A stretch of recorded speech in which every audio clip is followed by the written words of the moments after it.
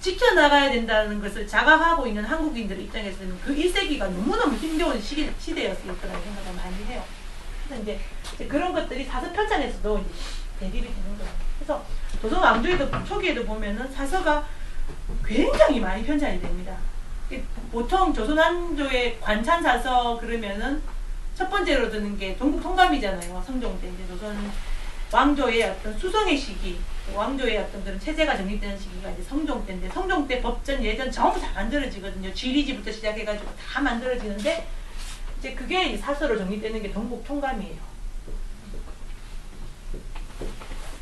동국 통감이 만들어지기 전까지 왕대에 아주 많은 학자들이 사서를 편찬했어요. 그 이전에 고려시대까지 역사를 편찬을 했죠. 근데 너무나 입장이 많이 달라요. 우리도 알잖아요. 왜 고려사와 교류사가, 고려사 전료가 두 책으로 이렇게 나뉘어졌는지. 그리고 그 책에 있으면은 또 이제 그 읽어보고 왕이 마음에 안 들면은 그 꼭 다시 쓰게 하거든요. 그런 일이 조선 초기에는 비일비재했어요.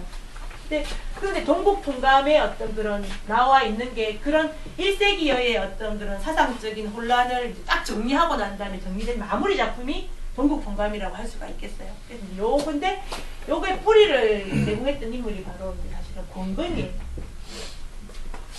보수적으로 성리학 이념에 입각해서 조선의 어떤 그런 문물 제도를 만들어 나갔던 권건. 동국사약이라는 책이 있는데 그 책에서 바탕이 돼가지고 동국통감이라는 책이 만들어졌어요. 여기에서 보면은 이제 조선시대 이제 유교 사서에서 이제 고려 이전사를 바라보는 관점은 기자마한 정상론이죠. 기자마한 정상론입니다. 삼조선설 있잖아요. 삼조선 제왕후기 때부터 등장을 하는데요. 삼한, 삼국 이런 관점으로 보자면은 이게 이제 고려 말기에 등장을 하는데 여기서 유학자들은 삼조선, 당군조선, 기자조선, 위만조선 그것도 사실은 우리 상고사의 어떤 관점으로 보자면 그게 아니에요. 그죠? 근데 이제 유학자들은 그렇게 생각하는 거예요. 삼조선설 박아놨어요. 그렇게 했는데 그 중에서 유학자들은 여기서 어디에 가장 포인트를 줍니까? 당군조선은 이게 문화적으로 되게 후진적인 시대, 네, 그리고 보잘것없는 시대. 그리고 기자조선, 위만조선이 있다면은 기자에다가 이렇게 점수를 주죠. 그래서 삼조선 중에서는 기자가 제일 중요하다. 기자조선. 왜냐면은 기자는 언나라의 유민이고 언나라의 유명한 학자잖아요. 그죠?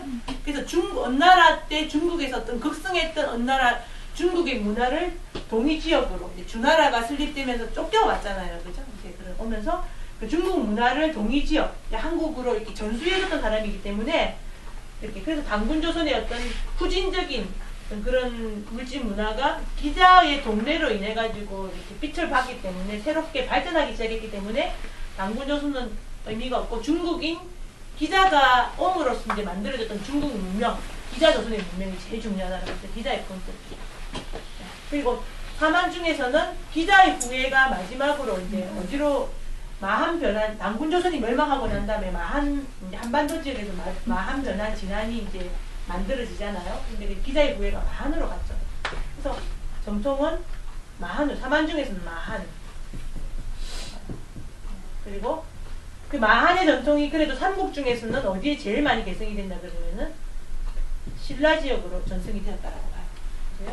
요거는 삼조선 중에서는 중국의 문화를 전승한 기자, 그리고 중국의 기자 계통인 마한, 그리고 유교 문화, 중국의 유교 문화를 가장 삼국 중에서 가장 전형적으로 적극적으로 수용했던 신라 계통에 이제 정통성을 부여합니다. 그래서 유교의 어떤 정통론에 입각해가지고 기자 마한 정통론이 기자 마한 신라 정통론이기도 하죠. 사실은 이게 어떤 요렇게 기자 마한 신라 정통론을 주장하는 사람도 있고 그냥 기자 마한 정통론을 주장하는 사람들도 있어요. 그래서 우리 이제 전형적인 선도 어떤 사관의 어떤 원형적인 관점에서 바라보자면 당군조선을 바라보는 관점도 다르고 그리고 그 이전에 있던 배달국이라든지 황국이라든지 그런 부분 아예 언급조차 하지 않았어요. 예, 그래서 그런 부분이 아쉽고 그러면 당군조선 시대를 바라본다고 하더라도 이런 이제 당군조선 말기에 어떤 변방국가에 불과한 기자는 사실은 선조적인 관점에서 보면 별 의미도 없는데 이거를 당군조선의 중심으로 딱 설정을 했어요. 그런 것들. 그리고 그 후예 중심으로 한국사를 이렇게 바라본다는 거. 그래서 보통 선도사관에서 이야기하고 있는 한국부터 보죠, 그죠?